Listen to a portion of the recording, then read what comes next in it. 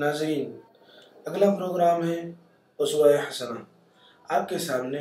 نبی کریم صلی اللہ علیہ وسلم کی مبارک زندگی کو پیش کریں گے۔ بسم اللہ الرحمن الرحیم، الحمد للہ رب العالمین، والصلاة والسلام علی سید الانبیاء والمرسلین وعلی آلہ وصحبہ اجمعین، اما بعد۔ عن تمیم الداری رضی اللہ عنہ ان النبی صلی اللہ علیہ وسلم قال الدین النصیحہ ثلاثا قلنا لمن قال للہ ولکتابہ ولرسولہ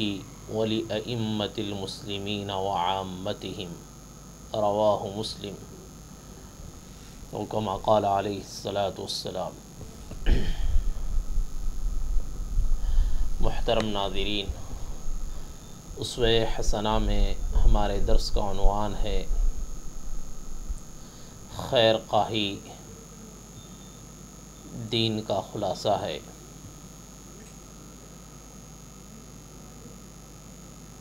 کہ موجودہ دور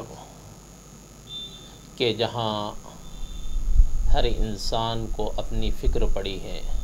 کہ ہر انسان اپنے آپ میں مگن رہتا ہے اور اپنے میں خوش رہتا ہے،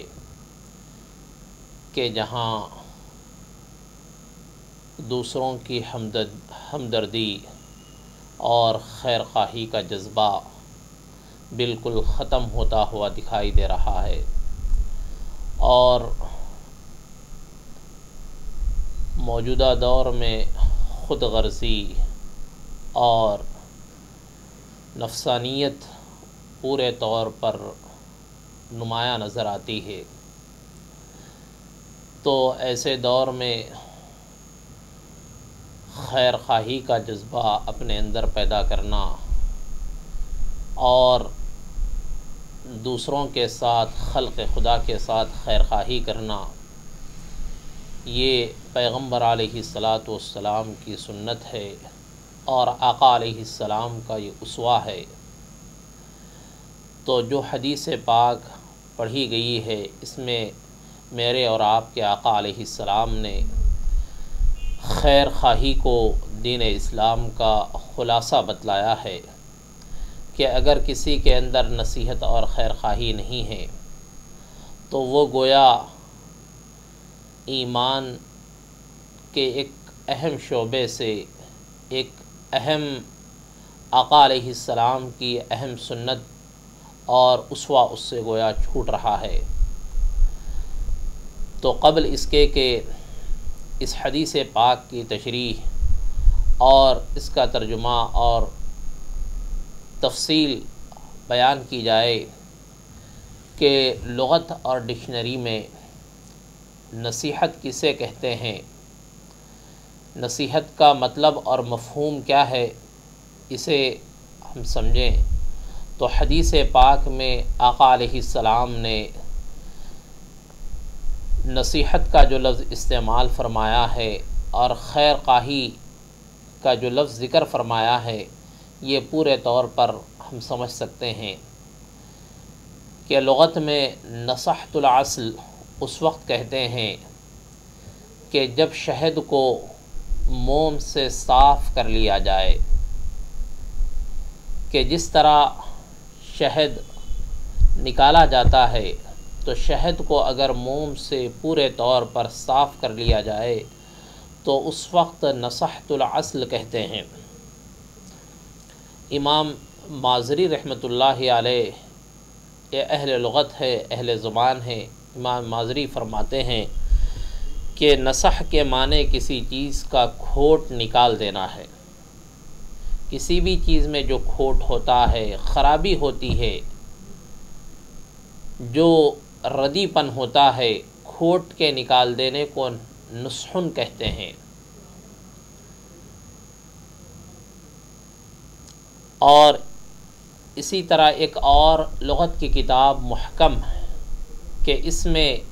یہ لکھا ہے کہ نصح یہ کھوٹ کی ضد ہے۔ گویا نصح کے معنی ہیں جید اور عمدہ کے، تو یہ کھوٹ کی ضد ہے۔ ابن طریف جو اہل زبان ہے، اہل لسان اور اہل لغت ہے، ابن طریف فرماتے ہیں کہ نصح قلب الانسان اس وقت بولا جاتا ہے کہ جب دل میں کوئی کھوٹ باقی نہ رہے، کہ دل بالکل صاف و شفاف اور آئینے کی طرح ہو جائے، کہ دل میں کوئی کھوٹ، کوئی کینہ، کوئی کپٹ باقی نہ رہے، کسی کے تعلق سے دل میں میل نہ رہے، کسی کے تعلق سے دل میں کسی طرح کے خرابی نہ رہے، تو ایسے وقت کہتے ہیں نصح قلب الانسان، کہ انسان کا دل صاف ہو گیا، چنگا ہو گیا، پاکیزہ ہو گیا۔ تو اسی بنا پر حدیث پاک میں آقا علیہ السلام نے فرمایا، حدیث پاک کا ترجمہ یہ ہے، تمیم داری رضی اللہ عنہ روایت کرتے ہیں کہ رسول اللہ صلی اللہ علیہ وسلم نے 3 مرتبہ فرمایا کہ دین، خیر خواہی دین کا خلاصہ ہے۔ 1 نہیں 2 نہیں بلکہ آقا علیہ السلام نے 3 مرتبہ فرمایا کہ الدین النصیحہ ثلاثاً، کہ نبی رحمت صلی اللہ علیہ وسلم نے 3 مرتبہ فرمایا کہ خیر خواہی کرنا یہ دین کا خلاصہ ہے۔ تو ہم نے عرض کیا کہ اللہ کے رسول صلی اللہ علیہ وسلم کس کے ساتھ؟ قلنا لمن، قال للہ، آقا علیہ السلام نے فرمایا للہ، اللہ کی، ولکتابہ، اور اس کی کتاب کی، ولرسولہ، اور رسول کی، ولأئمۃ المسلمین، اور ائمہ مسلمین کی، وعامتہم، اور عام لوگوں کے ساتھ خیر خواہی کرنا یہ دین اسلام کا خلاصہ ہے۔ آقا علیہ السلام نے اس مضمون کو،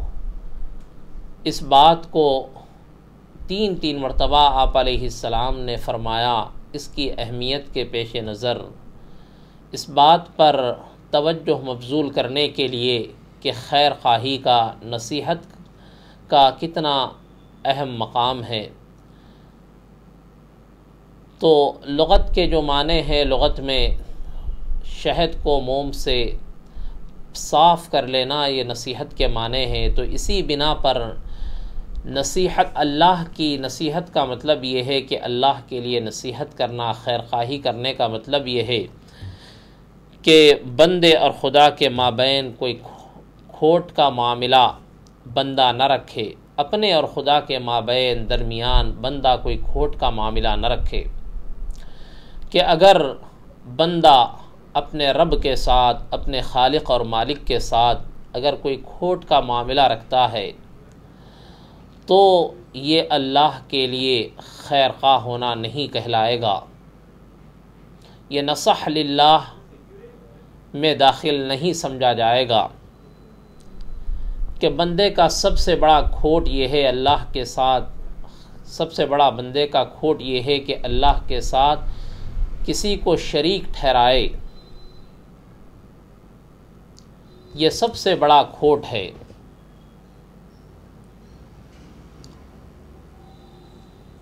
ایک تو ایمان کا اقرار اور اعتراف کر لے، پھر ساتھ میں اللہ کے ساتھ کسی کو صفات جلال میں یا اللہ کی صفات جمال میں اگر کسی کو بندہ شریک ٹھہراتا ہے، کسی اور ہستی کو بھی اللہ کے جو صفات ہیں ان صفات سے متصف سمجھتا ہے، تو یہ اللہ کے ساتھ بندے کا جو معاملہ ہے اس معاملے میں گویا کھوٹ ہے۔ تو ہمیں اور آپ کو اپنے رب کے ساتھ، اپنے خالق و مالک کے ساتھ نصیحت اور خیر خواہی کا معاملہ رکھنا چاہیے کہ اللہ کے ساتھ ہم کسی کو شریک نہ ٹھہرائیں۔ کہ بہت سے لوگ جو اپنے مسلمان ہونے کا دعویٰ کرتے ہیں، کہ اپنے آپ کو مسلمان کہتے ہیں، کلمہ گو ہیں، کلمہ پڑھتے ہیں، لیکن ساتھ ہی ساتھ کسی آستانے پر یا کسی اور در پر اپنے ماتھے اور پیشانی کو ٹیک دیتے ہیں، یا جس طرح حق تبارک و تعالی علیم ہے، سمیع ہے، بصیر ہیں، اسی طرح کسی اور ہستی کو بھی یہ سمجھتے ہیں کہ وہ دعا حاجتوں کے سننے کو پورا کرنے والی ہیں یا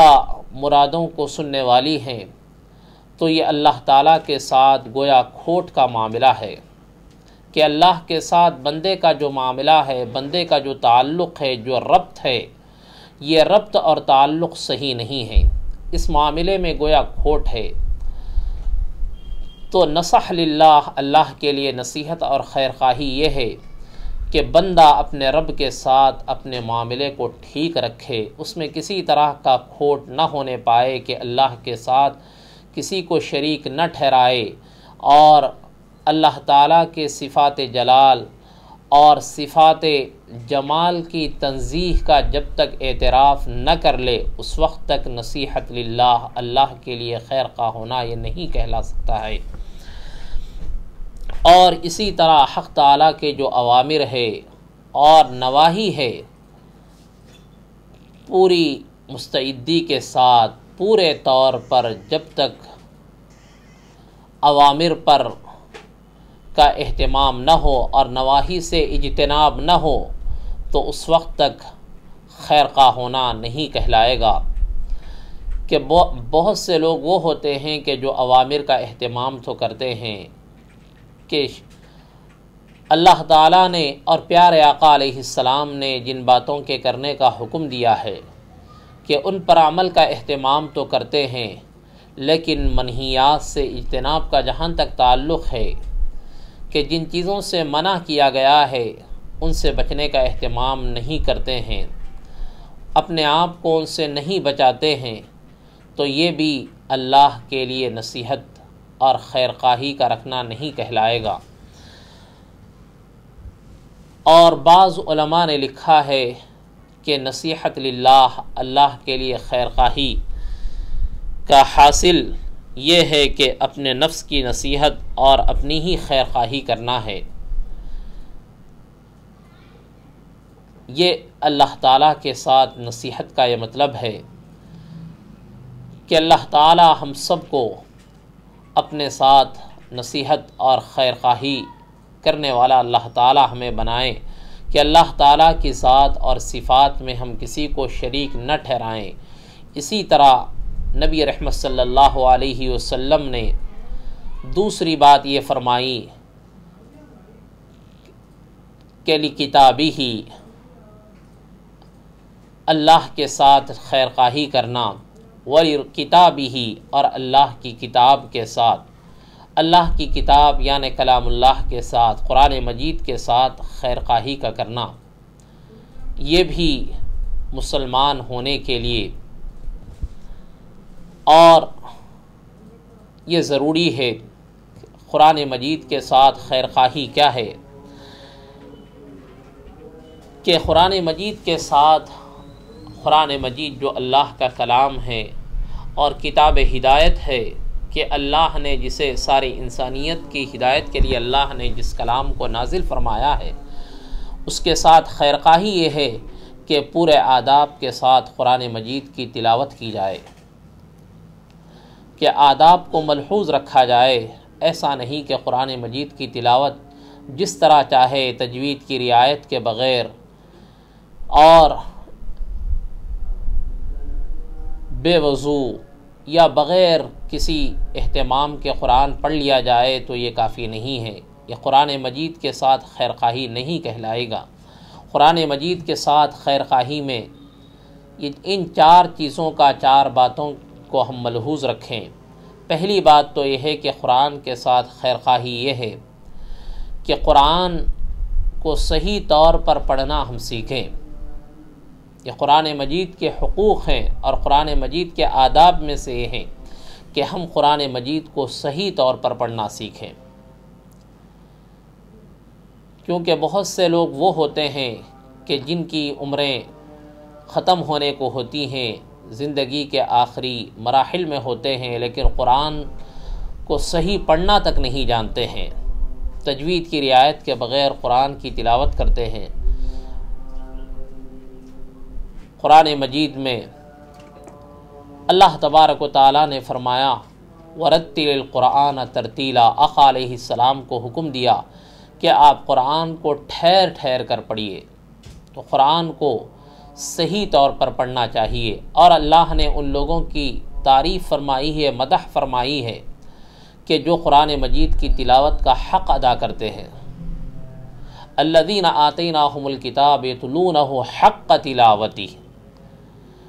کہ جن کو ہم نے کتاب عطا کی جو اہل کتاب ہیں، یتلونہ حق تلاوتہ، کہ وہ اس کتاب الہی کی تلاوت کرتے ہیں جیسا کہ اس کی تلاوت کا حق ہے۔ تو کلام الہی کے ساتھ، قرآن مجید کے ساتھ خیرخواہی یہ ہے کہ قرآن کے پورے آداب کے ساتھ قرآن کو پڑھا جائے، اور اسی طرح قرآن مجید کا ایک دوسرا حق یہ ہے کہ اسے سمجھا جائے۔ یہ بھی قرآن کے ساتھ خیرخواہی ہے۔ ایسا نہیں کہ صرف تلاوت ہی پر اکتفا کر لیں، تلاوت ہی کو ہم کافی سمجھ لیں، بلکہ قرآن کو سمجھنے کی کوشش کرنا چاہیے کہ اللہ نے جس کتاب کو ضابطۂ حیات اور دستور حیات بنا کر اللہ نے نازل کیا، اور کتاب ہدایت بنا کر اللہ نے نازل فرمایا ہے، کہ اس میں اللہ نے ہمارے اور آپ کی اور ساری انسانیت کی ہدایت کا جو سامان اللہ نے رکھا ہے اسے سمجھنے کی ہم کوشش کریں۔ کہ قرآن مجید میں اللہ تبارک و تعالیٰ نے ایک مقام پر فرمایا افلا یتدبرون القرآن، کیا وہ لوگ قرآن میں غور و فکر نہیں کرتے ہیں؟ تو قرآن کو سمجھنا چاہیے، تدبر اور تفکر کرنا چاہیے قرآن میں، آیات الہی میں۔ تو دوسرا یہ قرآن کا حق ہے۔ تیسرا حق یہ ہے کہ قرآن پر عمل کریں، چونکہ اصل مقصد تو جو ہے عمل ہے، کہ تلاوت کتاب کا اصل حق یہ ہے کہ قرآن پر عمل کے جذبے سے قرآن کو پڑھیں، اور چوتھا حق یہ ہے کہ قرآن کے پیغام کو ساری انسانیت تک ہم پہنچائیں، کیونکہ یہ کتاب صرف اہل ایمان کے لیے اللہ نے اس کتاب کو نازل نہیں فرمایا، کہ اللہ نے یہ فرمایا کہ ھدی للناس، یہ انسانیت کی ہدایت کے لیے اللہ نے اس کلام کو نازل فرمایا ہے۔ قرآن مجید میں جگہ جگہ اللہ تعالیٰ نے فرمایا بلاغ للناس، کہ ساری انسانیت کے لیے اللہ کی جانب سے یہ پیغام ہے۔ تو یہ قرآن مجید کے ساتھ خیرخواہی کرنا خیرخواہی کہلائے گی، کہ قرآن کے ان حقوق کو، ان ذمہ داریوں کو ہم ادا کرنے کی کوشش کریں، کہ قرآن مجید کو صحیح طور پر پڑھنا ہم سیکھیں، اور دوسرے یہ ہے کہ قرآن کو سمجھنے کی ہم کوشش کریں، اور تیسرے قرآن کا حق یہ ہے کہ قرآن پر عمل کے جذبے سے، عمل کی نیت سے ہم قرآن کو پڑھیں، اور چوتھا حق یہ ہے کہ قرآن کے پیغام کو ساری انسانیت تک پہنچانے کا ہم اپنے اندر جذبہ رکھیں، کہ پہنچانے کی کوشش کریں۔ تو یہ قرآن مجید کے ساتھ خیرخواہی کہلائے گی، کہ تو پورے آداب کے ساتھ قرآن کی تلاوت کا اہتمام ہو، اور قرآن مجید کے جو علوم ہیں اس کی نشر و اشاعت کی کوشش کریں، کہ عمل کا جہاں تک تعلق ہے قرآن پر، کہ تمام شعبہ حیات میں قرآن پر عمل کرنے کی ہم کوشش کریں۔ کہ آج بڑا افسوس ہوتا ہے کہ قرآن پر عمل کا ہم دعویٰ کرتے ہیں، لیکن جب آپسی نزاعات یا نجی معاملات ہوتے ہیں اور آئلی مسائل پیش آتے ہیں، تو ایسی صورت میں قرآن کو ہم فیصل بنانے کے بجائے، قرآن کی طرف رجوع کرنے کے بجائے، قرآن کی روشنی میں اپنے مسائل کو حل کرنے کے بجائے کہ ہم کورٹ کچہریوں کی چکریں لگاتے ہیں، تو قرآن مجید کو اپنے نزاعات اور عائلی مسائل کا حل ہم قرآن کی روشنی میں تلاش کریں تو یہ قرآن مجید کے ساتھ اور کتاب الہی کے ساتھ یہ خیر خواہی کرنا کہلائے گا۔ اسی طرح آقا علیہ السلام نے تیسری بات حدیث پاک میں یہ فرمائی کہ نصیحت للہ ولی کتابہ ولی رسولہ، رسول کے ساتھ خیر خواہی کرنا، رسول اللہ صلی اللہ علیہ وسلم کے ساتھ خیر خواہی کرنا، یہ بھی دین کا خلاصہ ہے۔ اور رسول کے ساتھ خیر خواہی یہ ہے کہ رسول کی تصدیق کریں اور رسول اللہ صلی اللہ علیہ وسلم جو دین لے کر آئے ہیں اس دین پر پورے طور پر عمل کریں، اور رسول کے ساتھ خیر خواہی میں یہ بھی داخل ہے کہ رسول اللہ صلی اللہ علیہ وسلم کے صحابہ اور اہل بیت کی محبت اور ان کا پورے طور پر ادب کو ملحوظ رکھیں کہ رسول اللہ صلی اللہ علیہ وسلم کی تعظیم اور توقیر تو کر رہے ہیں، رسول اللہ صلی اللہ علیہ وسلم کی اتباع تو کر رہے ہیں، لیکن حضرات صحابہ کی شان میں گستاخیاں اگر ہو رہی ہیں کہ اللہ نے جنہیں آسمان ہدایت کے اللہ نے ستارے بنا کر اللہ نے بھیجا ہے، تو اگر صحابہ سے متعلق دلوں میں بغض اور عداوت کو اگر رکھے ہیں تو یہ رسول اللہ صلی اللہ علیہ وسلم کے ساتھ خیر خواہی نہیں کہلائے گی۔ تو رسول کے ساتھ، رسول اللہ صلی اللہ علیہ وسلم کے ساتھ خیر خواہی یہ ہے کہ حضرات صحابہ کے ادب کو ملحوظ رکھیں اور اہل بیت کے ساتھ محبت رکھیں۔ تو اسی طرح نبی رحمت صلی اللہ علیہ وسلم نے اور یہ فرمایا کہ ولی ائمۃ المسلمین، ائمہ مسلمین کے ساتھ خیر خواہی ہو، کہ جو لوگ مسلمانوں پر حاکم ہیں، حکمراں ہیں، کہ ان کی اعانت کریں، کہ ان کی مدد کریں، ان کے خلاف علم بغاوت بلند نہ کریں، کہ ائمہ مسلمین کے ساتھ خیر خواہی کرنا یہ بھی ضروری ہے کہ اسی طرح عام مسلمانوں کی نصیحت یہ ہے کہ دنیاوی اور اخروی سب مصلحتیں ان کو بتا دی جائیں، کہ ایسا نہیں کہ جو ہے دین پر خود عمل پیرا ہیں، جو لوگ دین بیزار ہیں، دین سے دور ہیں، کہ انہیں دین کی طرف متوجہ نہ کرنا یا ہدایت اور بھلائی کی طرف ان کی رہنمائی نہ کرنا، یہ ان مسلمانوں کے ساتھ خیر خواہی نہیں کہلائے گی۔ تو نبی رحمت صلی اللہ علیہ وسلم نے خیر خواہی کو جو دین کا خلاصہ بتلایا ہے وہ یہ ہے کہ اللہ کے ساتھ خیر خواہی ہو، کلام الہی قرآن مجید کے ساتھ خیر خواہی، اور رسول اللہ صلی اللہ علیہ وسلم کے ساتھ خیر خواہی، اور جو لوگ مسلمانوں پر حاکم ہیں ان حکمرانوں کے ساتھ خیر خواہی، اور عام مسلمانوں کے ساتھ خیر خواہی یہ ہے کہ ان کی دینی اور دنیاوی تمام مصلحتیں بتا دی جائیں، کہ ان کے لیے جو چیزیں انجام کے اعتبار سے بری ہیں ان چیزوں سے انہیں آگاہ کرے، ان پر متنبہ کرے، ان سے انہیں بچانے کی کوشش کرے، تو یہ عام مسلمانوں کے ساتھ خیر خواہی کہلائے گی۔ اور تمام ہی انبیاء علیہم السلام نے ہر دور میں اپنی قوموں کے ساتھ خیر خواہی کا معاملہ کیا ہے۔ قرآن مجید کی بے شمار دسیوں آیتیں اس پر جو ہے دلالت کرتی ہیں کہ انبیاء علیہم السلام نے اپنی قوموں کے ساتھ خیر خواہی کا معاملہ کیا، کہ انہیں دین حق کی طرف جو ہے بلایا، اور جو چیزیں انہیں معال اور انجام کے اعتبار سے ان کے لیے تباہ کن تھی، انبیاء علیہم السلام نے ان چیزوں سے انہیں آگاہ کیا اور ان سے انہیں بچانے کی کوشش کی۔ اللہ تعالی ہمیں خیر خواہی کا جذبہ اللہ تعالی ہمیں رکھنے کی، اپنے اندر رکھنے کی اللہ تعالی ہمیں توفیق عطا فرمائے۔ وآخر دعوانا الحمدللہ رب العالمین۔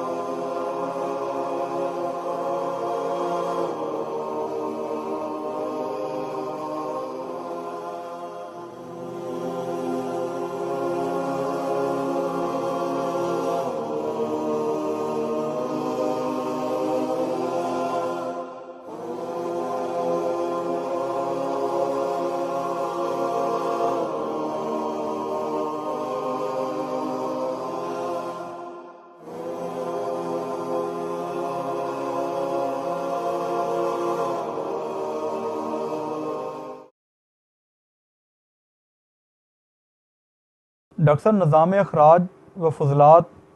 کے اعضاء کون کون سے ہیں؟ نظام اخراج فضلات کے اعضاء 4 ہیں۔ اللہ تعالیٰ نے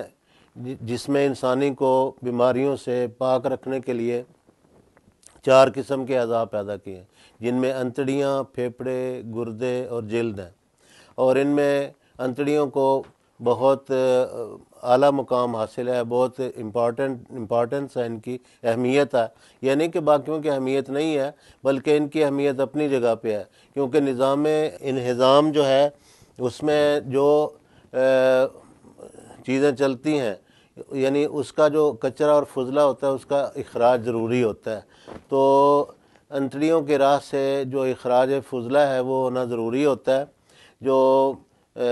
ماہرین ہیں فطری علاج کے، انہوں نے قرار دیا ہے کہ اگر ہاضمہ عمدہ ہوگا تو اس کے نتیجے میں اخراج فضلہ بھی مکمل طور پر ہوگا، اور زہریلی چیزیں جو جب باہر نکلیں گی تو خود ہی نہیں نکلیں گی، اور بھی بہت ساری چیزیں ساتھ لے کر نکلتی ہیں۔ قبض کے لغوی معنی کیا ہیں؟ قبض کے لغوی معنی ہے، یہ عربی کا لفظ ہے، عربی لغت ہے، اور یہ مذکر استعمال ہوتا ہے، بعض لوگ اس کو مؤنث استعمال کرتے ہیں جو غلط ہے۔ اور اس کے معنی ہے لغوی اعتبار سے تنگی، بستگی، اور اس کا الٹ اور متضاد لفظ ہے بست، بے سین توئے۔ بس کا مطلب ہوتا ہے کشادگی۔ ڈاکٹر صاحب، آپ ہمارے ناظرین کو بتائیں کہ قبض کے طبی و اصطلاحی معنی کیا ہیں؟ لغوی اعتبار سے تو میں نے بتا دیا، لیکن اس میں جو طبی طور پر یا اصطلاحی طور پر جہاں اس کا اطلاق ہوتا ہے، وہاں اس سے مراد ہے کہ فضلہ کا مکمل طور پر جسم سے الگ نہ ہونا اور اس کا کچھ حصہ اندر بچ رہنا۔ اخراج فضلہ کا عمل کس طرح وقوع پذیر ہوتا ہے؟ ہوتا یوں ہے کہ جب ہم کوئی چیز کھاتے ہیں تو نظام ہضم کا عمل ہمارے منہ سے شروع ہو جاتا ہے، اور پورے اس پروسیس میں، پورے اس عمل میں مختلف لعابات اور مختلف رطوبات، جن کا ہم اگر نام پیچیدہ طور پر لوگوں کے لیے ایک الجھن کا باعث بنے گا، کیونکہ ہم عام فہم پروگرام کرنا چاہتے ہیں، ان کا ہم نام لیے بغیر یہ بتاتے ہیں کہ جو مختلف لعابات اور رطوبات ہوتی ہیں اور عمل ہاضمہ میں ممد و معاون ہوتی ہیں، ان کا کام شروع ہو جاتا ہے۔ جب مختلف مراحل سے وہ غذا گزرتی ہے تو بالآخر وہ ریکٹم کا حصہ، مائع مستقیم جس کو کہتے ہیں، وہ وہاں پہنچ جاتا ہے، اور وہ جو فضلہ ہوتا ہے وہ وہاں جا کے کچھ دیر رکتا ہے، اور اس کے بعد ادراک یا احساس ہوتا ہے، انسان کو رفع حاجت کی یا قضائے حاجت کی ضرورت محسوس ہوتی ہے۔ تو اس کے آگے جو مائع مستقیم یا ریکٹم کا آخری حصہ ہے اس کو مقد یا مبرز کہتے ہیں، اور وہاں سے اخراج فضلہ کا جو کام ہے وہ ہوتا ہے۔ تو اگر تو ہماری غذا میں ریشہ دار چیزیں ہوں، جیسے کہ مختلف سیلڈز ہیں، مختلف سلاد ہیں، یا موٹے انچنے کی آٹے کی روٹی ہے، اس طرح کر کے اس کو برین بھی کہا جاتا ہے، یعنی چوکر، سوڑا وغیرہ جس کو پنجابی میں سوڑا کہتے ہیں، وہ جو چیزیں ہوتی ہیں وہ جلدی سے حرکت کرتی ہیں۔ انتڑیاں ایک حرکت کرتی ہیں، ان کے نتیجے میں وہ جو فضلہ ہوتا ہے آگے حرکت کرتا رہتا ہے۔ جب وہ اس مقام پہ پہنچ جاتا ہے جس کو ریکٹم کہا جاتا ہے، تو وہاں پھر اس کے آخری حصہ سے اینس یا مقد یا مقام اخراج فضلہ سے وہ خارج ہو جاتا ہے۔